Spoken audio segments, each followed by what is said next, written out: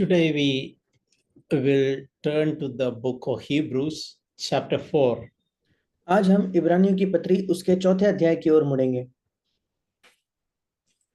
The theme of the chapter is, we can say, Sabbath rest for the children of God. और इस अध्याय का विषय हम कह सकते हैं कि परमेश्वर के संतानों के लिए शब्द का विश्राम। In the Old Testament book of Israeli kings, there are expressions where some cases it is mentioned that God gave them rest. पुराने नियम में इस्राएलियों के राजाओं का जब वर्णन कुछ किताबों में किया गया है, वहां ऐसा वर्णन पाया जाता है कि परमेश्वर ने उन्हें विश्राम दिया। Meaning rest is a time after a period of battle, they are settled down, there is no enemies are troubling them, they have overcome the enemy. That time is mentioned as a period of rest which God provided them.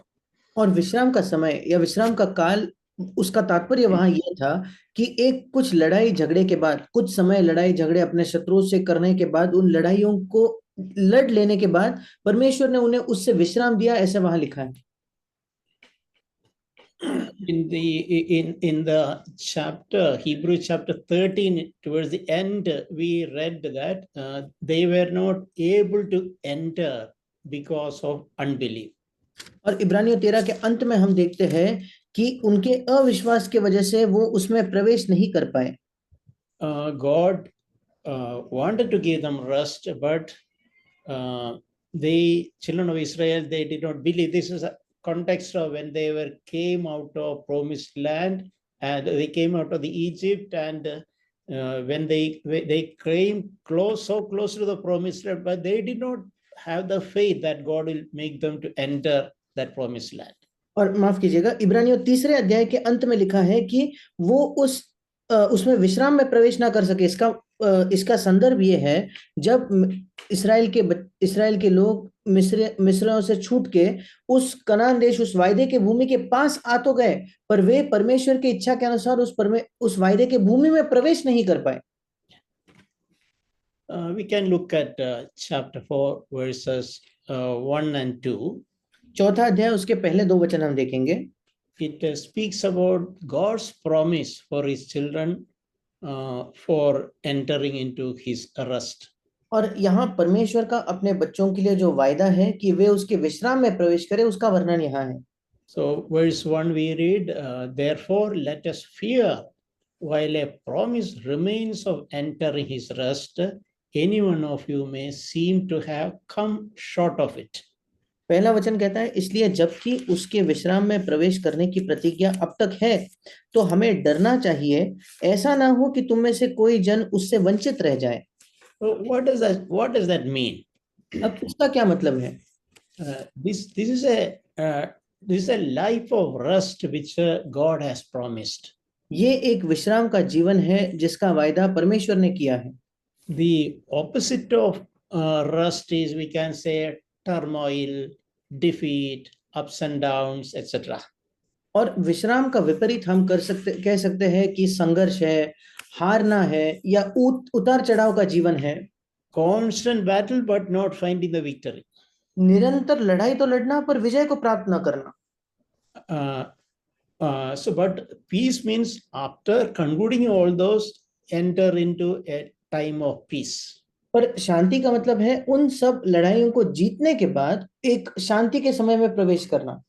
So this verse 1 is encouraging that promise is there, but the promise of God's rest is preached to us, but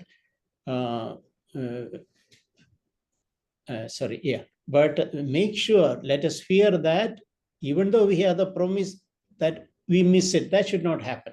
और पहला वचन हमें बताता है कि जबकि उसके विश्राम में प्रवेश करने की प्रतिज्ञा अब है, मतलब अब उपलब्ध है, तो हमें डरना चाहिए, ऐसा ना हो कि हम में से कोई उससे वंचित रह जाए। And verse 2 we read, indeed we have had the good news preached to us, just as they also, but the word they heard did not profit them, because it was not mixed with the faith in those who heard. दूसरा वचन, क्योंकि हमें उन्हीं की तरह सुसमाचार सुनाया गया है, पर सुने हुए वचन से उन्हें कुछ लाभ न हुआ, क्योंकि सुनने वालों के मन में विश्वास के साथ नहीं बैठा। So, what is that good news which we can say the children of Israel heard from God? और वो सुसमाचार क्या था जिसे इस्राएलियों ने परमेश्वर से सुना? We can say there are two parts to that God's promise of rest or good news. हम कह सकते हैं कि परमेश्वर का जो वायदा है विश्राम का, या परमेश्वर का जो सुसमाचार है, उसके दो हिस्से हैं। The first part is God promised that I will take you out of Egypt. सबसे पहला हिस्सा परमेश्वर के वायदे का यह था कि मैं तुम्हें मिस्र से छुड़ाऊंगा, मिस्र से बाहर निकालूंगा, That a place of bondage. और जो गुलामी की एक जगह थी वहां से I will bring you out of that Egypt. That is the first part of the promise. मैं मिस्र से तुम्हें बाहर लाऊंगा, वो उस वायदे का पहला हिस्सा है। And the second part is now I will take you into the promised land, which is the land of rest. और दूसरा हिस्सा उसी वायदे का यह है कि अब मैं तुम्हें वचन वायदे की भूमि में ले जाऊंगा, जो विश्राम की भूमि होगी। Meaning you may have battles, but you will get a time when you can say you have overcome all your enemies and you are living in my rest. इसका मतलब वहां लड़ाइयां होंगे, पर एक समय आएगा जहां तुम उन लड़ाइयों को जीत कर मेरे विश्राम में प्रवेश करोगे। We can say the children of Israel, they experience the first part of the promise. हम ये कह सकते हैं कि इसराइल के जो संतान थे, उन्होंने पहले वायदे के पहले हिस्से का अनुभव किया। They came out of Egypt gladly. वे खुशी खुशी मिस्र से तो बाहर आ गए, But as we know, except Joshua and Caleb, remaining lakhs of people missed the second part of the promise. पर जैसे हम जानते हैं, यहोशू और कालेब छोड़कर लाखों अन्य लोग उस वायदे के दूसरे भाग से वंचित रह गए, उससे चूक गए। They did not have faith. They had faith to come out of Egypt, but they did not have faith to enter into the promised land.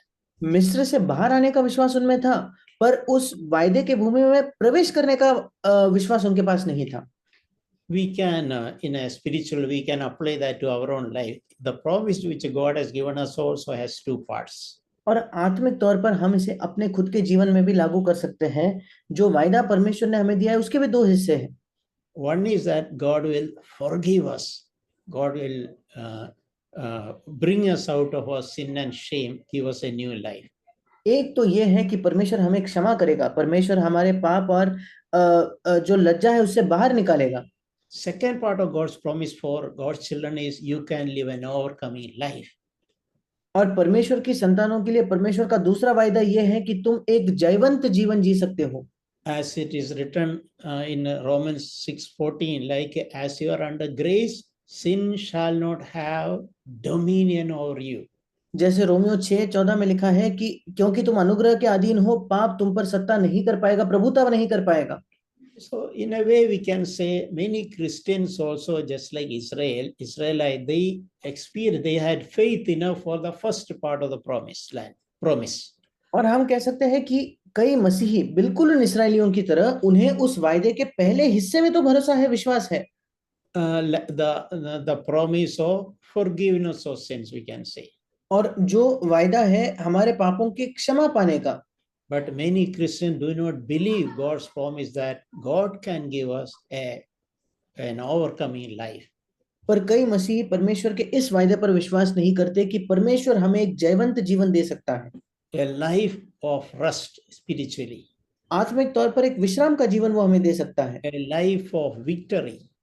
विजय का एक जीवन वो हमें दे सकता है। So we can ask ourselves, do we believe, are we happy in just coming out of Egypt or receiving forgiveness of sins, or are we eager to enter into the promised land, which is an overcoming life? इसलिए हम अपने आप से पूछ सकते हैं, क्या हमारी रुचि, क्या हमारी दिलचस्पी केवल मिस्र से बाहर आने में है, जो है हमारे पापों की क्षमा पाना, या हमारी दिलचस्पी उस वायदे की भूमि में प्रवेश करना है, जो है हमारे पापों पर विजय प्राप्त करना। Children of Israel so eager and excited to run out of the Egypt. Israel के संतान बहुत खुश थे, बहुत उत्साही थे मिस्र से बाहर भागकर आने के लिए। But they were hesitating. They were not believing God's ability to take them to the promised land. पर वे हिचकिचा रहे थे, वे परमेश्वर की क्षमता पर विश्वास नहीं रख पा रहे थे कि परमेश्वर उन्हें उस वचन के वायदे के देश में ले जाएगा। They did not stand along with David and Caleb, that men of faith who would have led them, who would have encouraged them. They did not stand with them. वे यहोशू और कालेब के साथ खड़े नहीं हुए, जो विश्वास के पुरुष थे, जो उन्हें अगुवाई करते, जो उनकी अगुवाई करते, जो उन्हें प्रोत्साहित करते।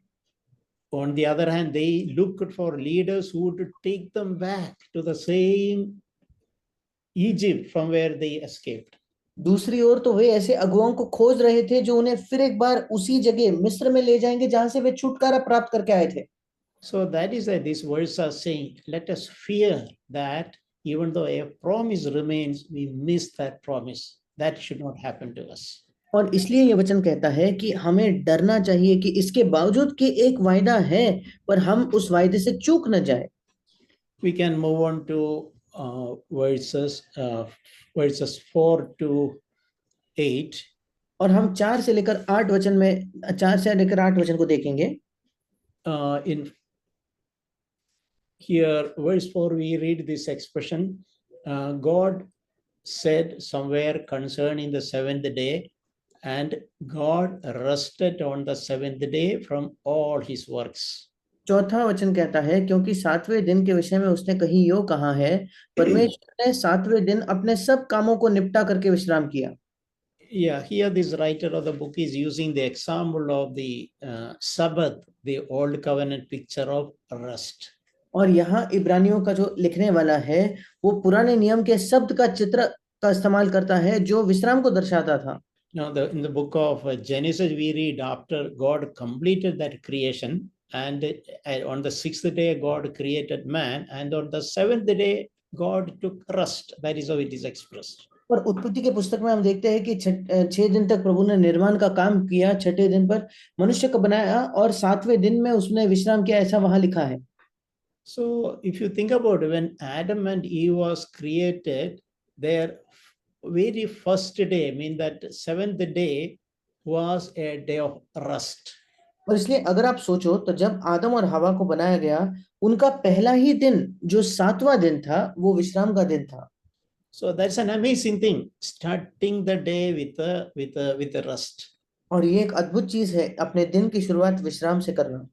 So God wanted to teach his children something from there. और परमेश्वर अपने बच्चों को वहां से कुछ सिखाना चाहता था। It's like in an interesting way, we can say, suppose we are offered an employment, and the company employed us is saying the first day you start with a leave or rest, like that. और बड़े दिलचस्प तौर पर हम सोच सकते हैं, सोचिए कोई हमें नौकरी देता है और फिर नौकरी देने के बाद कहता है तुम्हारे नौकरी का पहला ही दिन तुम छुट्टी ले लो और आराम करो। And even God is mentioned, God rested on the 7th day. और परमेश्वर तक के बारे में लिखा है कि 7वें दिन परमेश्वर ने विश्राम किया। Why God rested? Is it that God needed rest? क्यों परमेश्वर ने विश्राम किया? क्या ऐसा है क्या कि परमेश्वर को विश्राम की आवश्यकता थी? No, God was, it's not a physical rest like we human beings take it.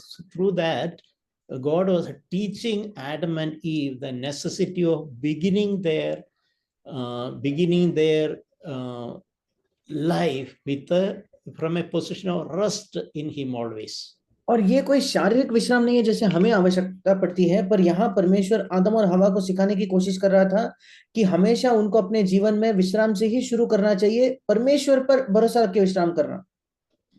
Yes, and verse 7 we read, today if you hear his voice, do not harden your hearts. 7वें वचन में हम पढ़ते हैं, यदि आज तुम उसका शब्द सुनो तो अपने मनों को कठोर न करो। In Bible always today is an important expression. Bible में हमेशा आज ये एक महत्वपूर्ण कथन होता है। It is not tomorrow, it is today. वो कल नहीं बल्कि आज है। And it is not yesterday also. और वो कल भी नहीं है। And God's calling for us is for today. और परमेश्वर की हमारे लिए जो बुलाहट है वो आज की है। And God wants us to experience that rest today. और परमेश्वर चाहता है कि हम उस विश्राम का आज अनुभव करें। So we can pray and develop that desire. Lord, I want to learn that rest in you. और हम प्रार्थना करके उस इच्छा को विकसित कर सकते हैं कि प्रभु मैं तेरे अंदर उस uncle can you repeat the last part?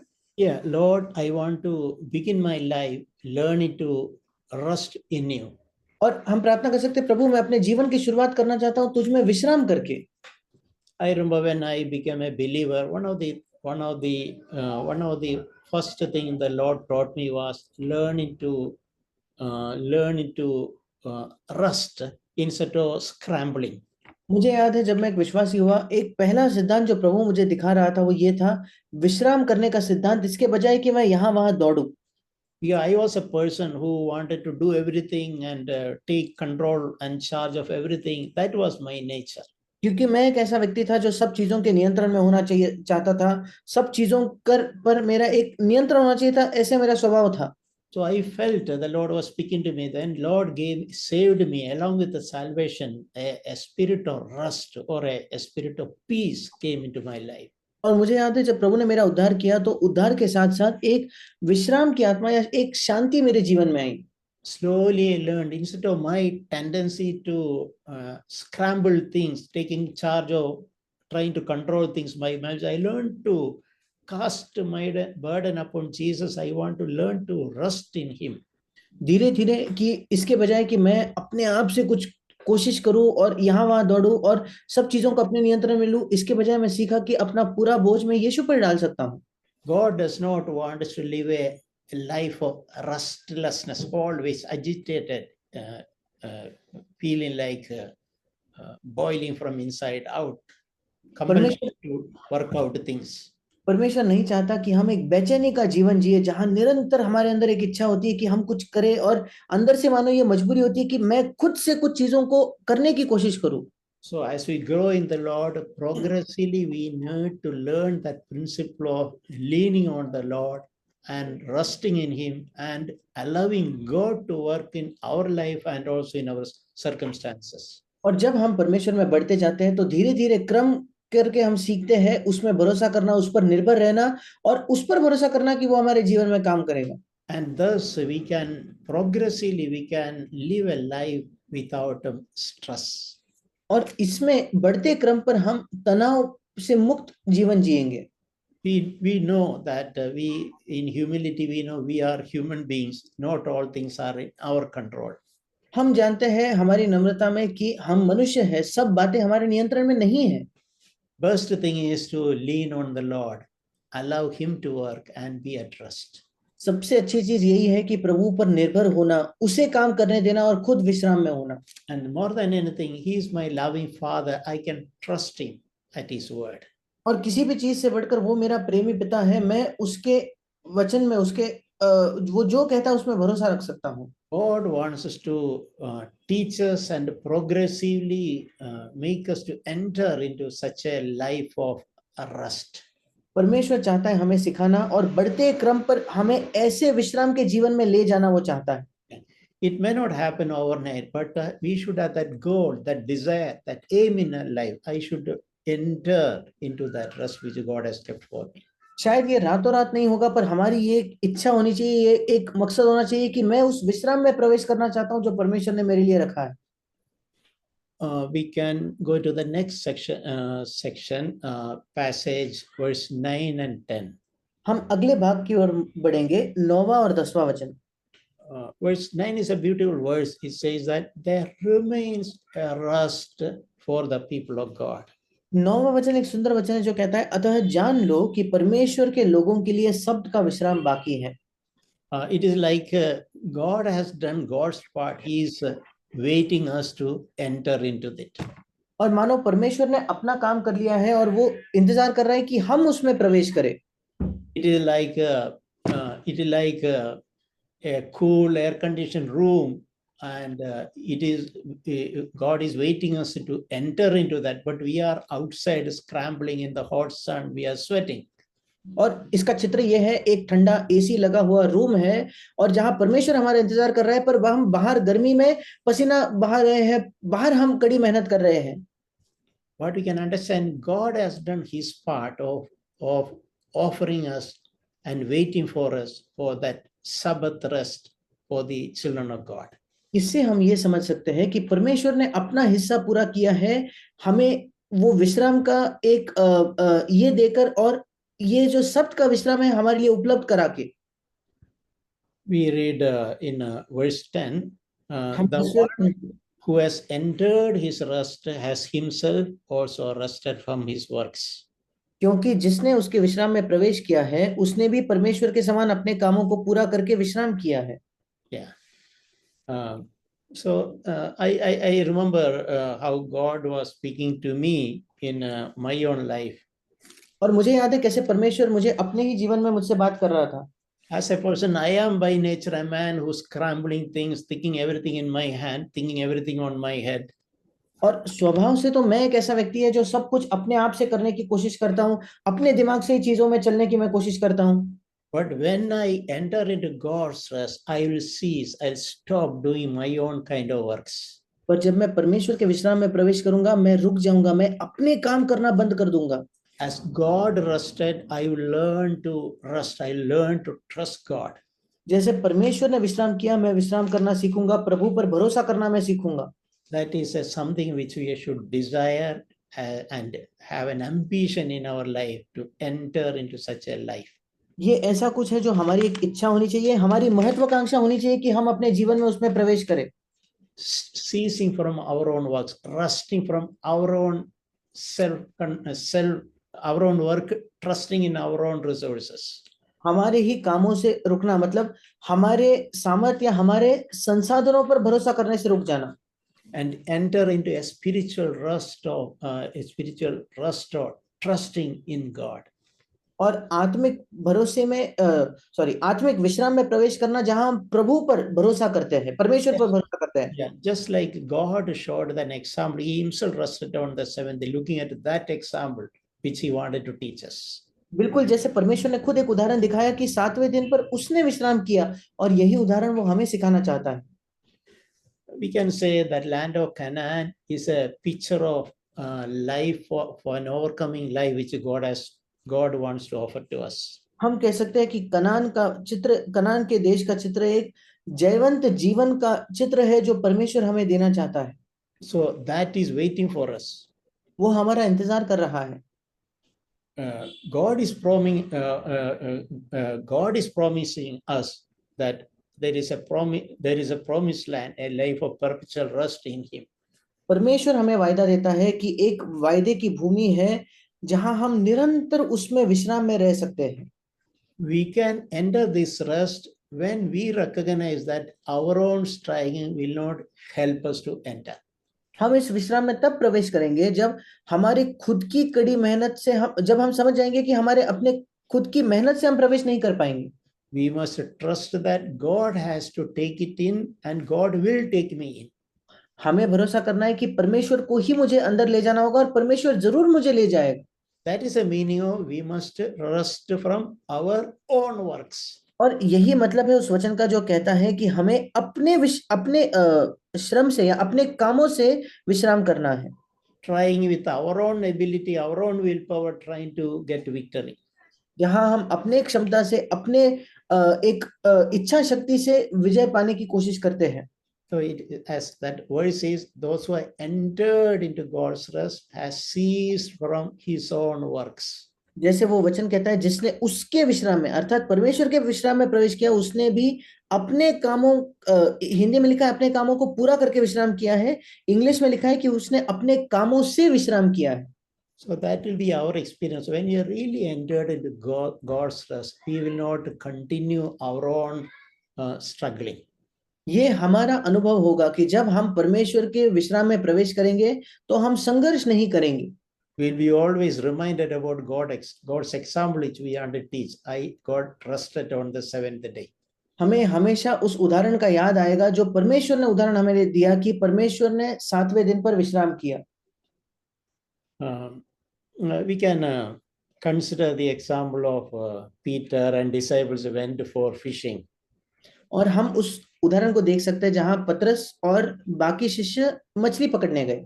They were struggling across the lake the whole night. और वो उस झील में रात भर कड़ी मेहनत कर रहे थे, संघर्ष कर रहे थे। Being fishermen, they had a lot of confidence. If I go fishing, if I go for fishing, I'll be able to catch fish. मछुआरे होने के नाते उनका बहुत बड़ा एक अपने आप पर भरोसा था कि मैं अगर मछली पकड़ने जाऊं तो मैं मछली पकड़ सकता हूं। But we know after the whole night's toil, they got nothing. पर हम जानते हैं कि रात भर मेहनत करने के बाद उन्होंने कुछ नहीं पाया। But then they stopped their own kind of struggling. They failed. From their failure, they learned and they were trusted in the word of Jesus. They caught boat full of fish. पर जब वे अपना संघर्ष से रुक गए और उन्होंने प्रभु यीशु के शब्दों पर विश्वास किया, तब उन्होंने ज्यादा मछलियां पकड़ी। So that lesson still applicable to us. और वो पाठ आज हम पर भी लागू होता है। When you come to the Lord, we should be praying, Lord, I am used to this life of struggle with my own resources for getting victory. और जब हम प्रभु के पास आते हैं, हमें बताना है कि प्रभु, मैं संघर्ष करके अपने जीवन में मैंने खुद ही संघर्ष किया है विजय प्राप्त करने के लिए प्रभु। But I realize that none of that is working. पर अब मुझे ये एहसास होता है प्रभु कि मेरे कोई भी संघर्ष, मेरी कोई भी मेहनत काम नहीं आ रही। But now, Lord, you have to take me into that life of victory. पर प्रभु, अब तुझे ही मुझे आगे उस विजय के जीवन में ले जाना होगा। Verse 11, Hebrews 4 verse 11. 11वां वचन, इब्रानियों 4:11। We read, therefore let us be diligent to enter into his rest by faith and not fail like those people in the wilderness of in obedience. अतः हम उस विश्राम में प्रवेश करने का प्रयत्न करें, ऐसा ना हो कि कोई जन उनके समान आज्ञा न मानकर गिर पड़े। So we have to continue to cry in our heart, Lord, I cannot enter with my own rest. You should take me in. और हमें निरंतर अपने मन में एक पुकार होनी चाहिए, प्रभु, मैं अपनी मेहनत से नहीं प्रवेश कर सकता, तुझे ही मुझे अंदर ले जाना होगा। I am so diligent to enter to that rest, but with my own ability, I don't want to try. But Lord, you please take me in. मैं बहुत ही प्रयत्न करके अंदर तो जाना चाहता हूँ, पर मैं अपने परिश्रमों से नहीं बल्कि जा सकता, प्रभु तू ही मुझे अंदर ले जा सकता है। Because of my unbelief and because of my disobedience, I don't want to miss that promise. मेरे अविश्वास की वजह से, मेरी अनाज्ञाकारिता की वजह से मैं उस वायदे से चूकना नहीं चाहता। You know, Jesus told, come to me, all you labor and heavy laden, I will give you rest. और यीशु ने कहा, हे परिश्रम करने वाले और बोझ से दबे लोगों, मेरे पास आओ और मैं तुम्हें विश्राम दूंगा। Yeah, that invitation remains for us too, and Jesus will give us that rest. और वो न्योता हमारे लिए भी है और यीशु ही हमें वो विश्राम देगा। When we completely put our confidence in him. जब हम पूर्ण तौर पर अपना भरोसा उस पर रखेंगे।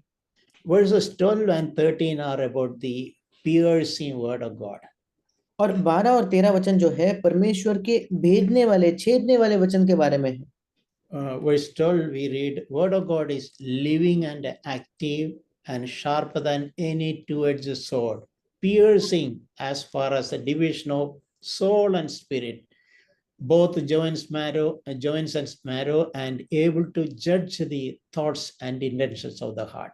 और 12वां वचन कहता है इब्रानियों 4:12, क्योंकि परमेश्वर का वचन जीवित और प्रबल और हर एक दोधारी तलवार से भी बहुत चौखा है और प्राण और आत्मा को और गांठ और गूदे को अलग करके आर पार छेदता है और मन की भावनाओं और विचारों को जांचता है। Yeah, that means word of God penetrates into our hearts and reveals us our thoughts and intentions. इसका मतलब परमेश्वर का वचन हमारे मन के अंदर आर पार जाकर हमारे विचारों को, हमारे मकसदों को वो प्रकट करता है। In the new covenant time, our inside things are very important for God. नई वाचा के इस काल में हमारे अंदरूनी चीजें परमेश्वर के सामने बहुत महत्वपूर्ण है। In our thoughts, intentions of the heart are, God is so keen at those things. और परमेश्वर का ज्यादा ध्यान, ज्यादा दिलचस्पी हमारे विचारों में, हमारे अंदरूनी मकसदों में है। So the word of God will work in such a penetrate into our heart, like we can say like a scan or like an X-ray.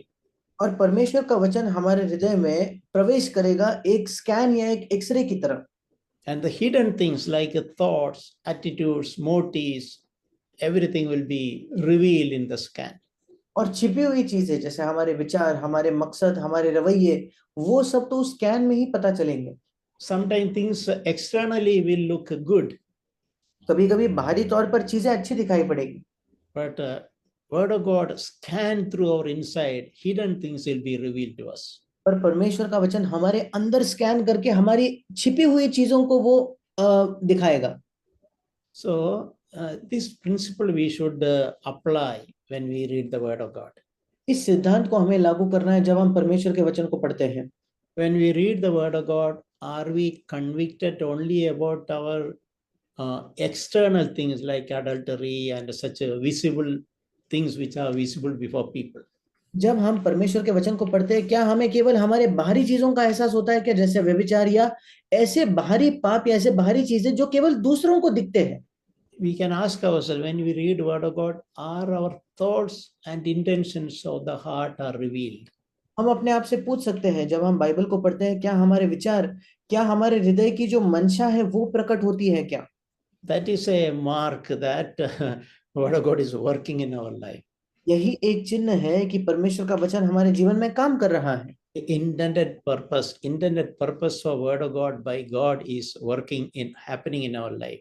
और जो परमेश्वर ने जिस मकसद से वचन को दिया, वो मकसद हमारे जीवन में पूरा हो रहा है। It is not just superficially working, it is penetrating right into our hearts and dividing our thoughts and intentions. ये नहीं कि केवल बाहरी तौर पर वो काम कर रहा है, पर वो हमारे हृदय के अंदर घुस कर, हमारे हृदय को छेद कर हमारे विचारों और मकसदों को प्रकट कर रहा है।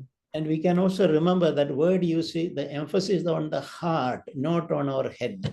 और फिर एक बार हम देखते हैं जो शब्द का वहां इस्तेमाल किया गया है, जिस पर जोर दिया गया है, वो है हमारा हृदय, हमारा सिर नहीं। When we listen, when you read the Word of God and we listen a message, Word of God should pass through our head into our heart, sink into our heart. जब भी हम बाइबल को पढ़ते हैं, जब भी हम किसी संदेश को सुनते हैं, तो वो उस वचन ने, परमेश्वर के वचन ने हमारे दिमाग में घुसकर हमारे हृदय में जाना चाहिए। And it will divide between. It also says that the Word of God is sharp. और ये भी कहता है कि परमेश्वर का वचन चोखा है। And we also should not blunt the sharpness of the Word of God. और परमेश्वर के वचन का जो चोखा होना है, उसे हमें भी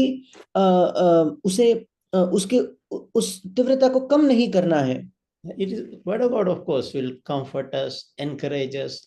That is one part. जरूर परमेश्वर का वचन हमें प्रोत्साहित करेगा, हमें सांत्वना देगा, ये एक भाग है। But other part is piercing right inside and exposing our hidden motives and thoughts, intentions, etc.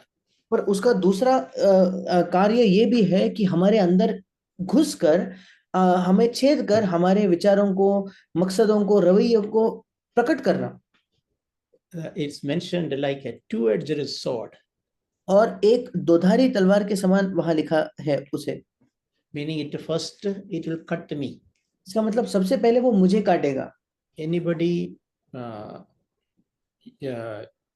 reading and meditating, that is how it should cut our heart first.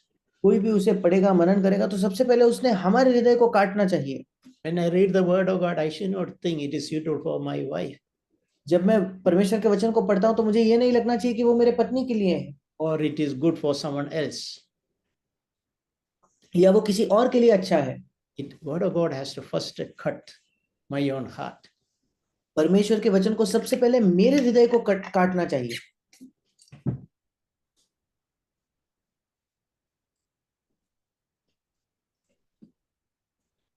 Verses 14 and 15.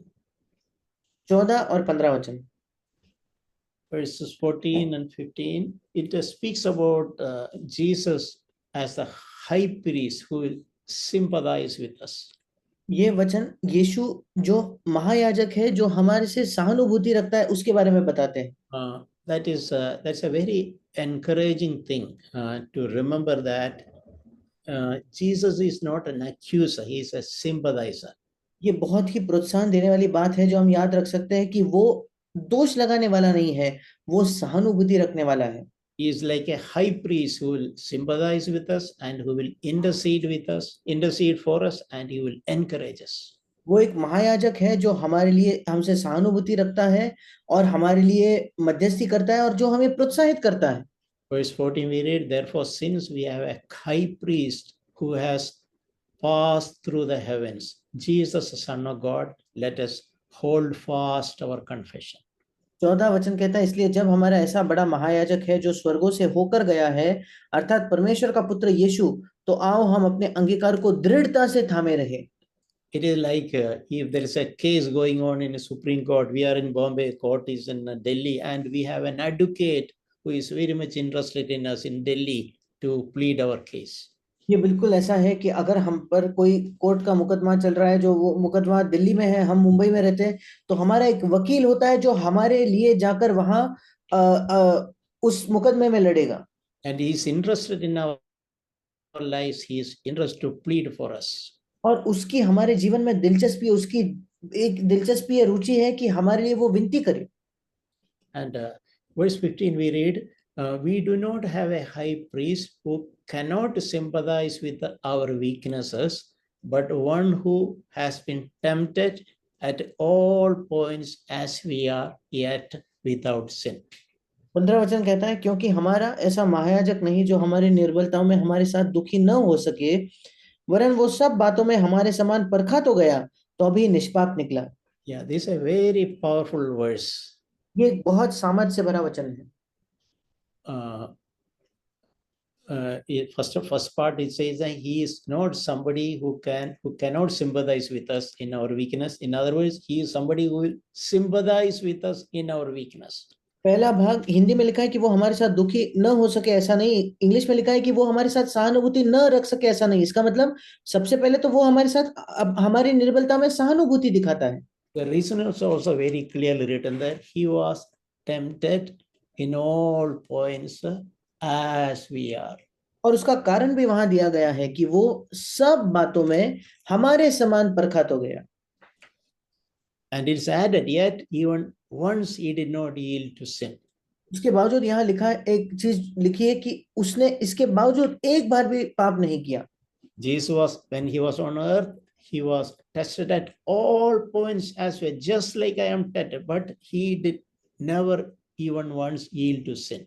जब यीशु इस पृथ्वी पर था तो वो सब बातों में हमारी तरह, मेरी तरह परखा गया, पर कभी उसने एक बार भी पाप से राजी होकर पाप नहीं किया। I remember many years before when I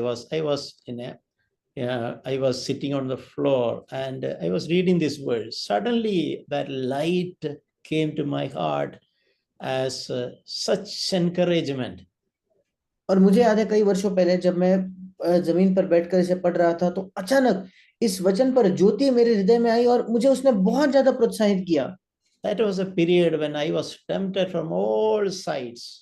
वो एक ऐसा समय था जब मैं सब चारों ओरों से मैं प्रलोभित होता था। And here I am reading, Jesus was also tempted at all points as we are, yet he did not yield to sin even once. और यहाँ मैं पढ़ता हूँ कि वो सब बातों में हमारे समान परखा तो गया, फिर भी उसने एक बार भी पाप नहीं किया, पाप से राजी नहीं हुआ। He sought God's grace and God filled him with the Holy Spirit and he received power and he never yielded to sin even once. उसने परमेश्वर के अनुग्रह को खोजा, उसने परमेश्वर से सामर्थ को प्राप्त किया और उसके पवित्र आत्मा को प्राप्त किया, उसने कभी एक बार भी वो पाप से राजी नहीं हुआ। Even though he was tempted at all points as we are. इसके बावजूद कि वो सब बातों में हमारे ही तरह परखा गया। So when I was alone in the room, I literally jumped on my feet. और मैं उस कमरे में अकेला था, जब मैंने इसे पढ़ा, मैं प्रोत्साहित हुआ, तो मैं वाकई अपने पैर पर कूद पड़ा। It was such an encouragement in a simple way. Jesus sympathized with me because he himself was tempted in the same way as I am, but he overcame all sin and he will help me now. और बड़े प्रोत्साहन की बात थी कि यीशु मसीह मुझसे सहानुभूति रखता है, क्योंकि वो मेरी तरह सब बातों में परखा गया और अब वो मुझसे सहानुभूति रखता है और मुझे सहायता करेगा जयवंत होने में।